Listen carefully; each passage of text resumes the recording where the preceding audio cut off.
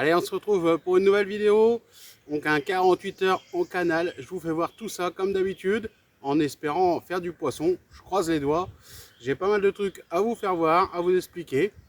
Et je vais passer un bon moment, ça c'est sûr. Allez, c'est parti.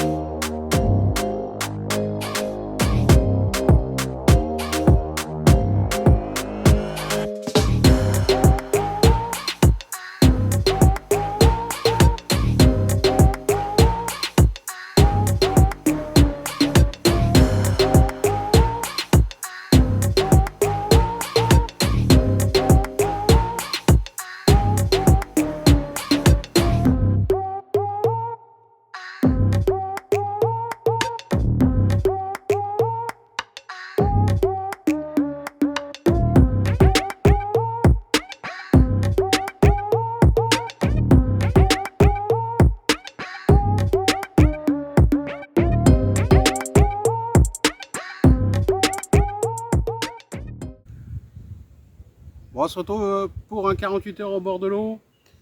Donc j'ai choisi de venir m'installer sur les bords du canal. Tout simplement parce que j'ai pas trouvé mieux. J'ai fait pas mal de recherches. Je voulais pêcher en rivière, mais j'arrive pas à trouver de postes intéressants. Il faudrait que je fasse un peu plus de route pour pouvoir trouver des postes intéressants, je pense. Et pour le moment, je n'ai pas trouvé. Donc là, j'avais quand même envie de faire une pêche un peu plus longue, un peu plus sympa. Donc je suis venu sur un canal que je ne vous ai pas encore présenté en vidéo. Je suis venu le pêcher une fois pour le moment. Ça n'a rien donné la fois où je suis venu le pêcher. Mais franchement, le poste est super beau. Il y a vraiment plein de choses intéressantes à pêcher. Donc je vais vous faire voir tout ça. Et je pense qu'il y a du poisson à faire. Il y a du poisson un peu partout à faire. Même si en canal, c'est pas forcément évident. Enfin, en tout cas, dans les canaux proches de chez moi, c'est pas évident. Donc là, je suis un peu plus loin que d'habitude. D'habitude, je suis à un quart d'heure de route. Là, je suis à 3/4 d'heure. Depuis que j'ai déménagé, il y a beaucoup de canaux proches de chez moi. Donc j'essaye de me mettre à cette pêche.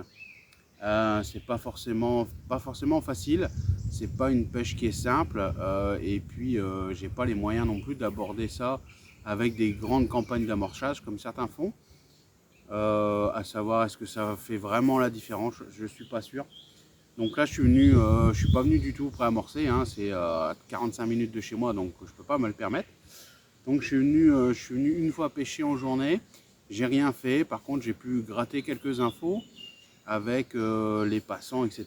Puisqu'ici, donc le chemin de halage est juste devant nous et on a une voie verte qui passe. Donc il y a pas mal de monde qui passe, des vélos, des promeneurs. Donc c'est assez cool. Et pourtant je suis complètement en pleine cambrousse, donc ça c'est vraiment sympa. Et c'est ce que je recherche, des coins calmes, parce que des coins où il y a déjà 15 carpus installés, ça m'intéresse pas. Et le problème c'est que par ici, franchement, aussitôt qu'il y a de la flotte et il y a un peu de poisson dedans, c'est blindé quoi. Là j'ai fait des recherches pas mal ces derniers temps pour chercher même des tout petits étangs communaux, des trucs un peu pourris où il n'y a pas beaucoup de poissons à faire. Aussitôt qu'il y a 3 poissons dedans, il y a du pêcheur. Il y a vraiment beaucoup de carpistes. Il y a pas mal d'eau, mais par contre il y a beaucoup de carpistes. Et je suis aussi surpris d'avoir beaucoup de carpistes étrangers, donc des Belges, des Hollandais, des Anglais. Et j'ai discuté un petit peu avec un Belge qui m'a expliqué, en fait c'est simple, hein, lui il venait d'à côté de Bruxelles et il mettait 1h30 à peu près depuis chez lui pour venir pêcher. Donc voilà quoi, quand on voit en Belgique apparemment c'est quand même assez dur d'après ce qu'il m'expliquait. Donc il préfère faire 1h30 en voiture et puis venir s'installer sur les bords du canal et être tranquille.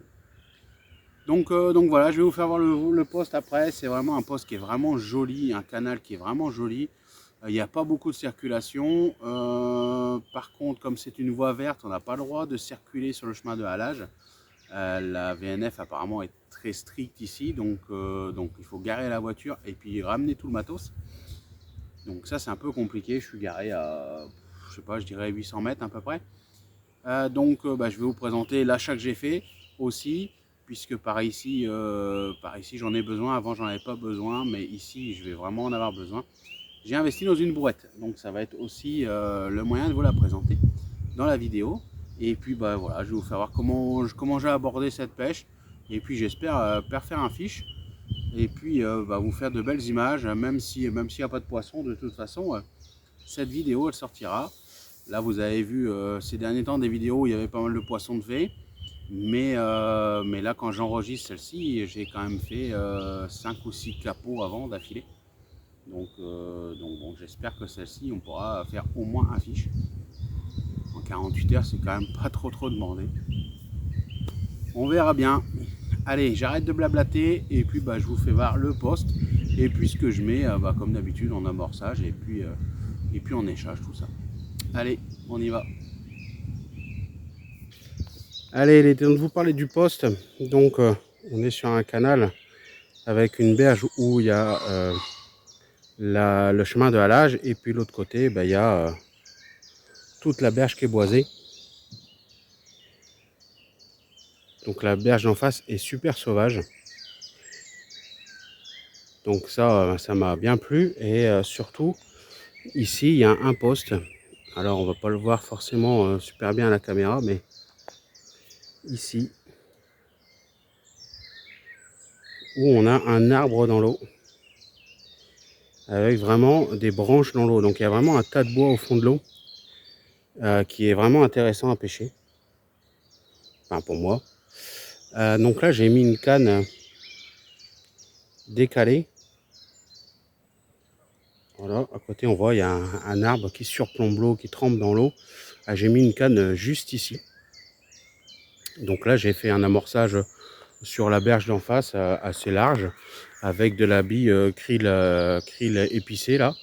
Et puis, je pêche avec une bille dense de 20 dessus. Et puis ensuite, là, ici, sur l'autre zone,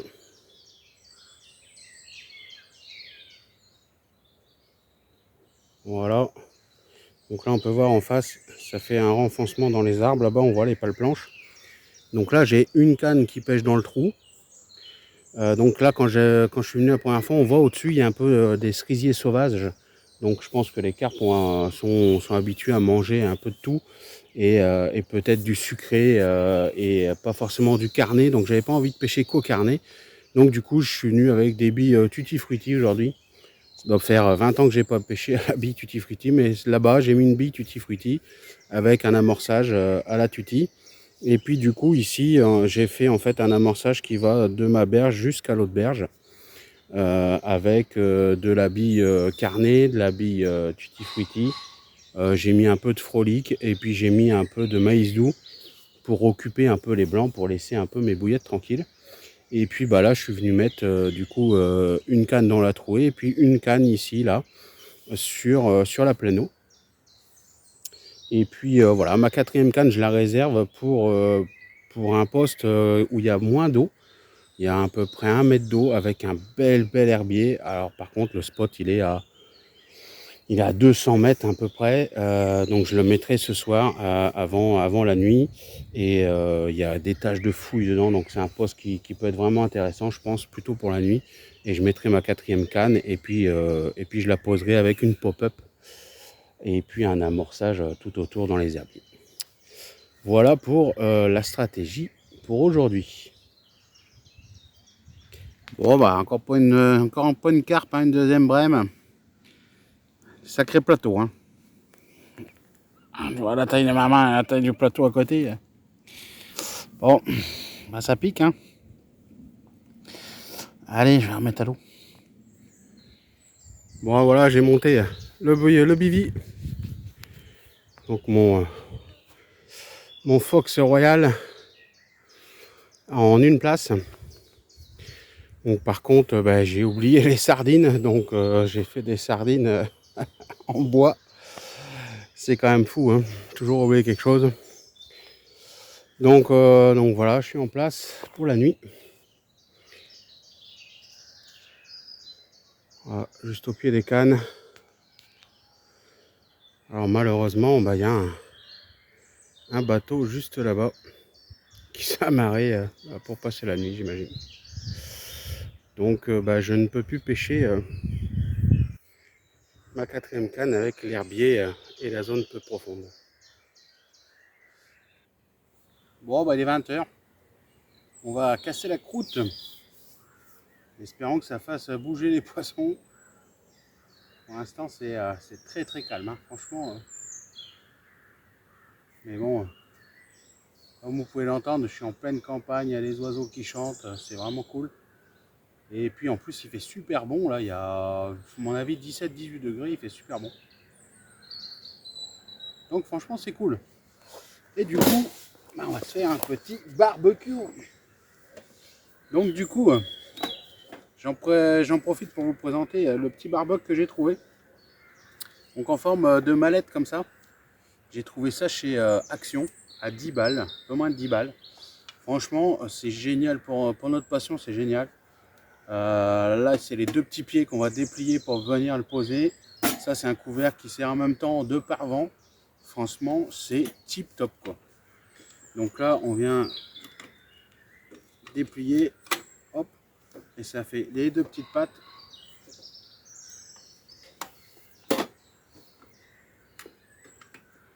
Franchement, l'acier est assez costaud, tout. Je suis vraiment content. C'est pas trop merdique. Des fois, ça a qu'une face, mais là, c'est assez costaud. Donc là, il est déplié, on pourra le poser par terre.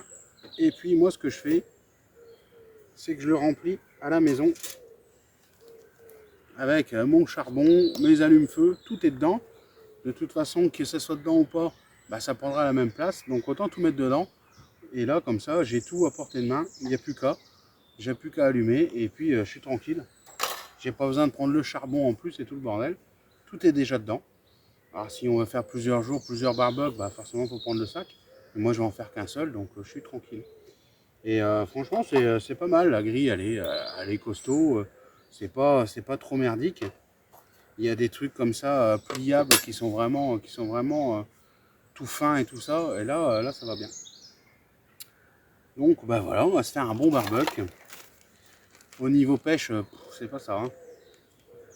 C'est compliqué, je suis là depuis 11h du coup. 11h du matin, enfin, ça pêche depuis 11h du matin plus exactement. Et bah, pour l'instant c'est 2 brèmes. Donc ça a titillé sur les cannes toute la journée, mais bon voilà, c'était de la brème ou du blanc. Donc pour l'instant c'est mou. Hein. J'espère que ça va bouger sur le soir. Là il n'y a plus de vent, donc on voit un peu le canal, il n'y a pas vraiment de mouvement de poisson.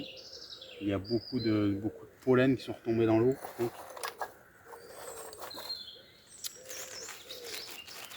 Mais bon voilà, je suis bien, franchement c'est paisible, il y a les oiseaux et tout, je suis vraiment calme. C'est ce que je recherchais. Alors le problème c'est que ça a aussi un coût. Hein. C'est-à-dire que pêcher dans des coins où il n'y a personne, c'est pas pour rien quoi. Il n'y a personne généralement. C'est parce qu'il n'y a pas énormément de fiches non plus à faire. Hein. Parce que si ça déroulait tous les 5 minutes, bah, je pense qu'il y aurait un peu plus de monde. Donc bon bah voilà. Hein. On a ce qu'on cherche aussi quoi. J'ai toujours cherché des coins calmes, mais c'est vrai que généralement, bah, c'est pas les endroits les plus poissonneux. Hein.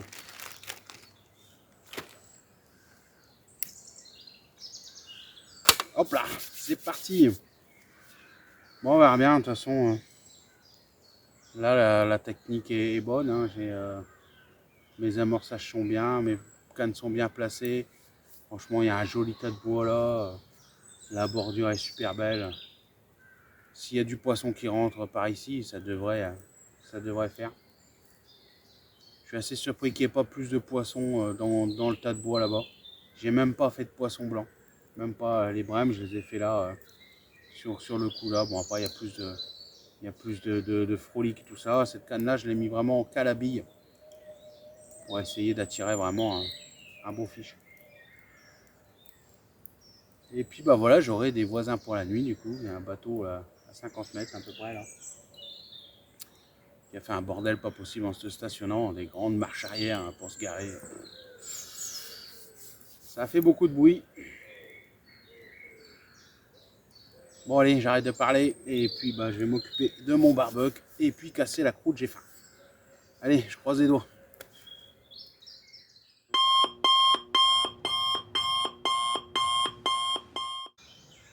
Bon voilà, je me suis levé de bonne heure pour replacer les cannes.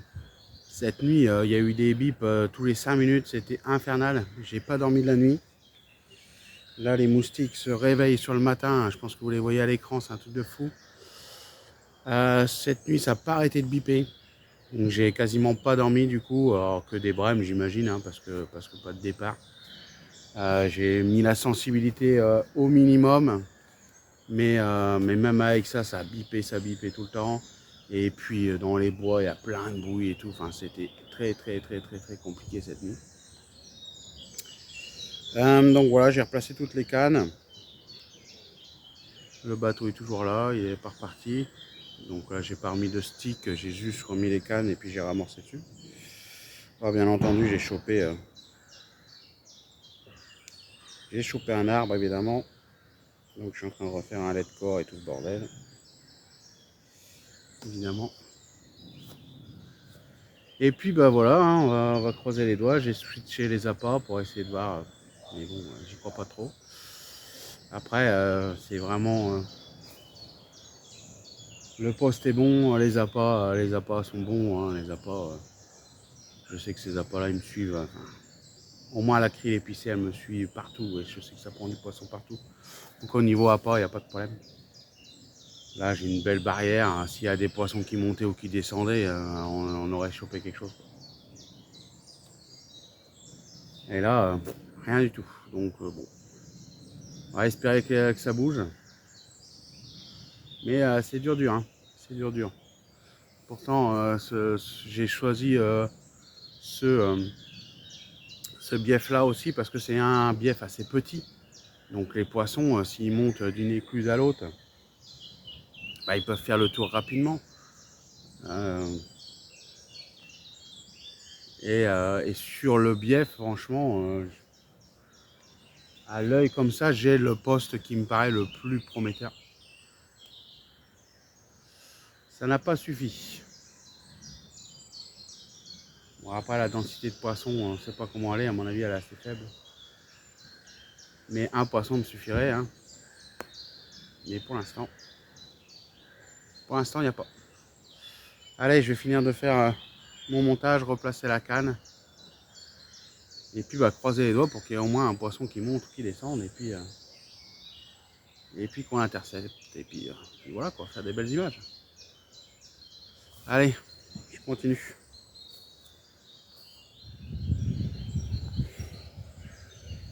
Allez, je vous présente la brouette. Donc voilà la bête. Donc c'est une brouette que j'ai trouvée sur le site Chronocarp. Au départ, je voulais acheter une brouette d'occasion parce que voilà, je voulais pas mettre trop cher et puis j'ai pas de budget à mettre là-dedans. Et d'occasion, j'ai rien trouvé de bien. Franchement, les boîtes que j'ai vues, c'était 110, 120 balles. D'occasion, la moins chère que j'ai vue, c'était 80 €. Une Caperland et elle était à 60 bornes de chez moi. Donc franchement, pas l'intérêt. Et puis en faisant mes recherches, et ben, je suis tombé sur celle-ci qui était en promo. Donc à 89 € au lieu de 159 pendant les French Day. Donc c'est une Carp Design, donc c'est la marque de chez Chronocarp apparemment. Donc là elle est plus en promo French Day, elle est en prix baissé, toujours à 89 €. Donc bon, c'est un peu bizarre, un peu des promos déguisés j'ai l'impression. Donc on est sur une brouette vraiment sympa. Comme vous pouvez le voir, on a les 3 ridelles, on a le support de fourreau. Voilà, on va se rapprocher un peu, ça sera plus simple. Donc tout se plie bien sûr. Hein, chaque fois tout se plie ici, l'avant, l'arrière. Ici on est sur une partie extensible. Alors c'est pas très extensible, hein. C'est extensible sur, voilà, sur ça à peu près, sur une dizaine de centimètres de chaque côté, une dizaine de centimètres devant. Et puis on a aussi la partie support de fourreau. Donc franchement c'est pas mal. On a la petite sacoche ici pour pouvoir mettre un peu de bordel. Les pieds, c'est comme des pieds de bed, hein, qui sont réglables sur au moins 15 cm de haut. Donc pour ceux qui sont grands, ça évite d'avoir à se baisser de trop pour pouvoir choper les manches. Les manches se retirent. Hop. Les manches se retirent pour pouvoir déplier. Et puis sous les manches ici, ils ont mis des anneaux pour pouvoir mettre des seaux. Alors c'est pas mal, mais quand on marche, on a tendance à venir taper les seaux. Donc bon, ça a le mérite d'exister, mais c'est vrai que c'est pas... Voilà, c'est pas foufou. Faut mettre des petits seaux. Moi j'ai des petits seaux qui font 20 cm de diamètre. Bon, ça a été, mais bon voilà, faudrait pas qu'ils pèsent 10 kg chacun parce qu'on se ferait mal aux genoux. Ici on a le support pour le fourreau. Donc le fourreau on vient le poser ici et il vient poser là-bas. Donc ça on peut le régler en hauteur aussi. Ça c'est pareil, c'est extensible, on peut le régler. Il y a des anneaux pour pouvoir en mettre un sando par exemple. Le support ici se replie et puis la roue se démonte complètement.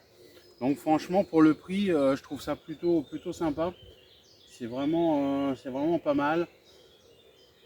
150 balles, voilà, c'est le prix maximum qu'il faudrait mettre en temps normal. Et là à 89 €, je trouve que c'est plutôt une bonne affaire. La roue elle est gonflable et tout, ça prend pas de place une fois plié. Et là j'ai mis tout le matos pour mon 48 heures dessus et franchement ça allait. Bon après on sent, vous voyez là il y a un petit peu de jeu dans les manches, tout ça. Bon c'est peut-être pas serré à fond non plus, mais j'ai pas envie de serrer trop fort non plus pour pas abîmer les pas de vis. Il faut juste bien répartir le poids parce que c'est vrai qu'il y a toujours un peu de jeu dans les aciers, mais franchement ça fait le taf, hein. Et pour le prix, franchement, je suis content. Pour le prix, franchement, je suis content. Franchement, pour le prix, je suis content. Je me dépêche de finir parce que y a un coureur qui se ramène. La roue, elle est gonflable, elle est démontable ici, elle est démontable complètement. Et franchement, c'est un beau petit produit et assez costaud pour ce que j'en fais. C'est sûr que si vous voulez mettre 400 kg, c'est pas la machine qu'il vous faut. Et je vais la refaire.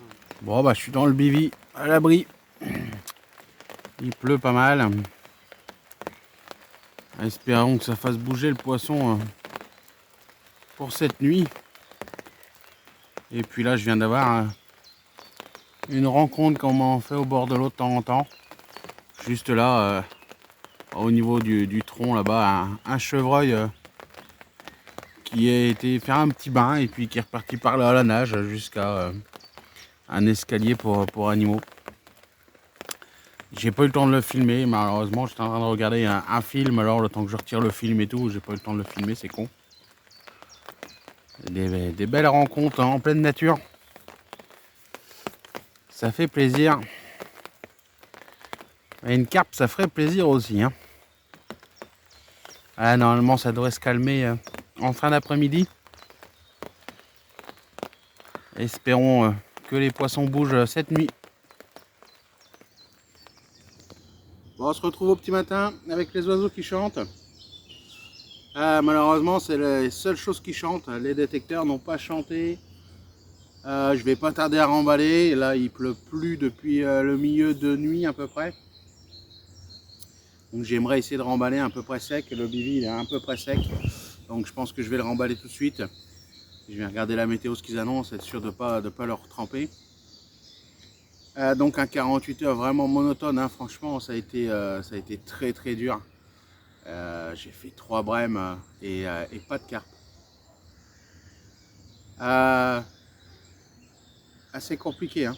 Franchement, j'arrive pas à comprendre. Je pensais vraiment faire un poisson sur ce 48 heures. Le bief est petit, donc c'est pour ça que j'ai choisi. Le bief est petit entre deux écluses. Donc le poisson, je pensais qu'il passerait quand même arriver un moment sur le spot. Et puis en plus, les spots sont quand même top avec le bois dans l'eau et tout là. Le bois dans l'eau, les herbiers là cette nuit. Enfin, je pensais vraiment toucher un fiche. Et non, pas du tout. Donc c'est peut-être pas pour rien que c'est aussi peu pêché, hein. C'est tout simplement peut-être parce qu'il n'y a pas beaucoup de poissons. Alors même s'il n'y a pas beaucoup de poissons, je pensais quand même en faire au moins un. Mais c'est loupé. C'est loupé. Il a plu une bonne partie de la nuit. Donc encore une nuit assez compliquée du coup pour dormir parce que sous le bivy c'est très bruyant. Donc bon voilà. C'est dommage parce qu'un beau petit coin, franchement c'est sauvage, c'est agréable, il y a plein d'arbres, il y a plein de végétation, c'est calme. Franchement c'est vraiment un coin que j'aime beaucoup, c'est pour ça que j'ai fait le 48 heures ici. Mais bon, si c'est pour se casser les dents, c'est compliqué. C'est se casser les dents, c'est beaucoup de préparation, il faut venir avec la brouette. Il y a quand même de la route pour le résultat qu'on en a. Bon, je suis pas sûr de revenir, on verra bien. La prochaine pêche, du coup, je sais pas où je vais la faire. Là, j'ai plus d'avance en vidéo, donc il se peut qu'il y ait un petit vide sur la chaîne parce que si j'arrive pas à faire de vidéo, là, ça fait du coup le 7e capot que j'enregistre d'affilée. Donc je vais pas vous faire des vidéos avec à chaque fois des sorties et peu de poissons. Et 0 poisson, ça sert à rien. Donc celle-ci, elle va quand même sortir. Mais après, si je veux vous reposter des vidéos, il va falloir que j'arrive à trouver des coins un peu plus poissonneux. Mais si c'est pour aller pêcher des endroits où il y a déjà 6 carpies installées, franchement, ça ne m'intéresse pas. Il faut vraiment que j'arrive à trouver des coins sauvages avec un peu de poisson. Je n'en demande pas des centaines. Mais pouvoir faire un ou deux fiches quand même sur sa sortie, ce serait quand même bien. Allez, ma foi, je vous dis à la prochaine. Il y a un véhicule de la VNF qui arrive. Je vais me pousser du chemin. Et je vous dis à bientôt. Prenez soin de vous. Salut!